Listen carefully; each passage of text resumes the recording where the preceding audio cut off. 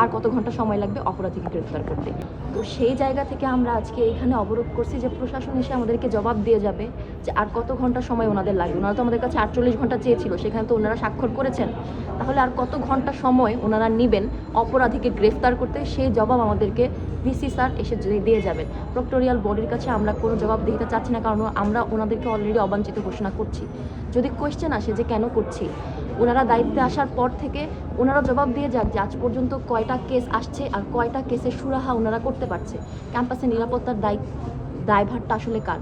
Proctorial বডির কাছে গেলে ওনারা বলে নিরাপত্তা শাখার, অথচ আমরা জানি যে নিরাপত্তা শাখার কোনো কর্মী প্রক্টোরিয়াল বডির একটা ফোন কল ছাড়া বা তাদের আদেশ ছাড়া এক পাও নড়েন না। তাহলে আমাদের 6 দফা দাবির আরেকটা দাবি ছিল যে একটা কুইক রেসপন্স টিম গঠন করা, যেন এই আমলাতান্ত্রিক জটিলতার মধ্য দিয়ে কোনো ছাত্রকে না যেতে হয়।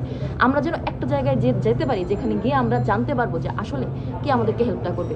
আমাদেরকে যেন এক জায়গা থেকে আরেক জায়গায় ঘুরতে না হয় যে এরা আমাদের দায়িত্ব না, ওদের দায়িত্ব না।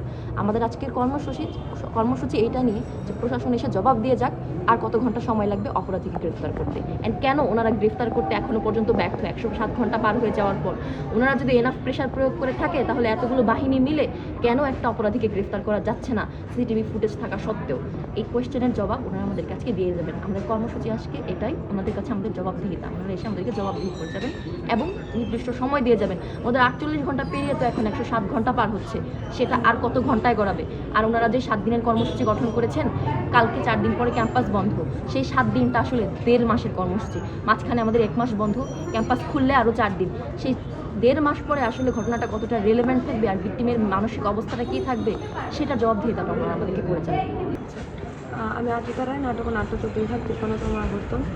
আপনারা জানেন যে গত 12ই মে আমাদের ক্যাম্পাসের একজন শিক্ষার্থী, একজন নারী শিক্ষার্থী ধর্ষণ চেষ্টা এবং প্রাণনাশের চেষ্টার শিকার হন।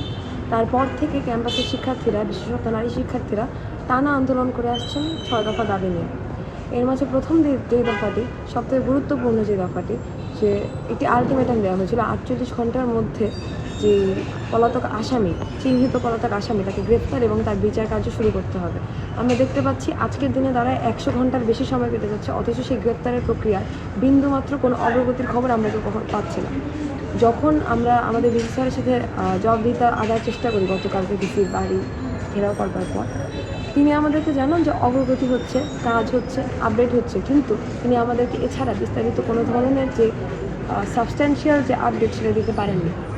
তো সেই জায়গা থেকে আজকে যখন আমরা দেখতে পাচ্ছি যে 100 ঘন্টা কেটে যাচ্ছে, নারী শিক্ষার্থী হয়ে আমরা আপুর সাথে দাঁড়ানোর জন্য দ্রুততম সময়ের মধ্যে যাতে এই গ্রেফতার কার্য শেষ হয় এবং বিচার কার্য শুরু হয়, সেটার জন্য আমাদের যে প্রশাসন তাদের উপর চাপ প্রয়োগ করছে যেন তারা তাদের যে যথাযথ দায়িত্ব সেটা পালন করেন এবং যে রাষ্ট্রীয় 3টি বাহিনী কাজ করছে সেই বাহিনীদের উপরে চাপ প্রয়োগ করেন।